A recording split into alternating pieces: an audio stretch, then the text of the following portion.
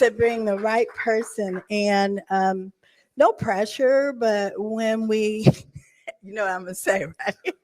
But when a World Cup comes, we're expecting a win here in Los Angeles for the USA, aren't we, everybody?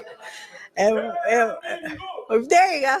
And so we're here to support you to get that done. So welcome. I bought something because my grandma taught me don't go somewhere without bringing a gift. So here you go. Thank you. That was LA City Councilwoman Heather Hutt. You know where her district is? K-Town. It's Koreatown in Los Angeles. Meanwhile, this also happened to Bastian Schweinstagger when he signed with the Chicago Fire back in 2017. Watch. With your addition to this team, is it a fair expectation to see a clear pathway towards a World Cup competition come out of Chicago?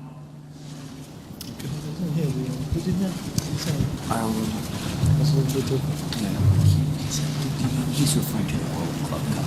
Like, he's referring to the World Cup. To the World Cup? Yeah, the World Club. He's just saying. Let me rephrase. Do you expect now that you're here, Bastian, that World Cup goal for Chicago Fire is a realistic expectation? So the World Cup club. Well, not the World Cup. We as a club don't play for the World Cup, but we'll adjust it to MLS Cup. Yes. Do you think MLS Cup is a realistic expectation? I think in football is everything realistic, and I always believe in the team which I play for, that you can win the game. Even if it's against the best team of the world, you have a chance to win. So I experienced that a lot in my career, that everything is possible. And of course, I'm not here saying we will win the league.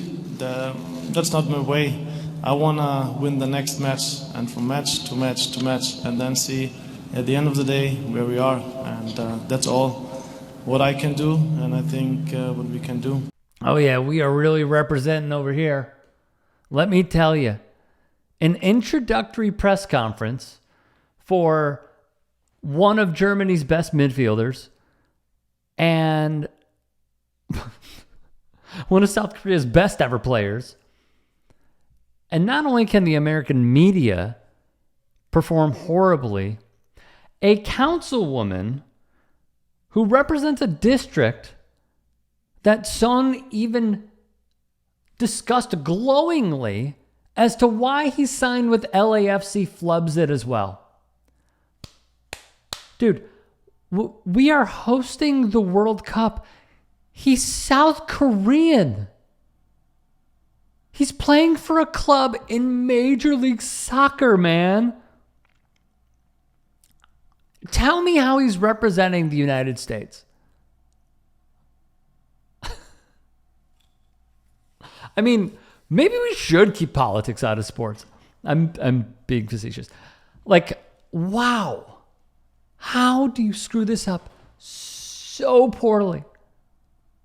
This is a huge signing for a club that has made humongous signings in the past. And you think he's representing the Yanks? Where are you getting your information from? Who is the staffer that told you this? Or did you just wing it? I don't know what's worse. I continue to harp on the fact that her district is Koreatown. That's in her district.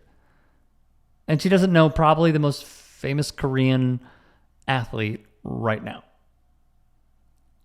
And that he's ineligible to play for the United States of America. Like, beyond embarrassing. Beyond. From a footballing standpoint, more than 10 years with Spurs, 173 goals, 454 appearances. He would go on to say that he absolutely loves LA and loves Koreatown. He would say, "Good afternoon, everyone. What can I say? A dream come true.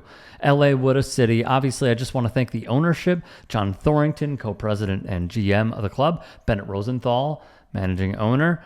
They've been absolutely working so hard to get me here and join LAFC. I'm here. I'm more than happy and so excited seeing all Korean fans outside here because there were a ton at the unveiling. ESPN would go on to report that the agreement between LAFC and Tottenham is worth $26 million. That is a record fee. He said LAFC GM John Thorrington changed his mind the first time they spoke on the phone. Josh Lee, who is a Korean-American leader of a supporters group called TSG, would tell The Athletic, he was like a demigod stepping down and meeting us right here. Yeah, of course. Like, here's something that a lot of politicians need to understand. You cannot do this. I remember when Ted Cruz was at a press conference. He was like, what you want to do is throw that ball in that ring right there. And he was talking about a basketball. You need to really know your stuff. Trump flubbing Kristi Noem for Kristi Kerr, having no idea whatsoever how to say the name, the correct pronunciation of one of the top-notch gymnasts in women's gymnastics for the United States at the Olympics. Nastia Lukin, he called her Nastasha, I think. Nastasha, oh, Nastasha, good to see you. And then he tried covering it up. Check out how he pronounced Tua Tagovailoa. These are mistakes that one makes that you just don't have to. Put a pronunciation in there. Before Heather Hutt goes on that stage at that podium, maybe go over the basics. There should be some debriefings happening instead of this. The Athletic would add, according to Korean government data, as of the year 2023, there were more Koreans living in America than in any other foreign country. According to the Pew, there were more living in California, over 500,000, than in any other state in our country. And more living in greater LA, 320,000, than any other metro area. I mean, just remarkable cell phone. Truly remarkable.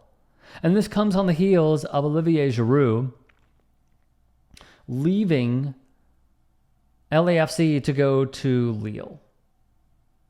Because it just didn't work out. He would go on to say something of the being, it just didn't suit him playing in Major League Soccer. Hugo Lloris is a former teammate of Son's, and he said that Lloris served a role as recruiter in him getting over there.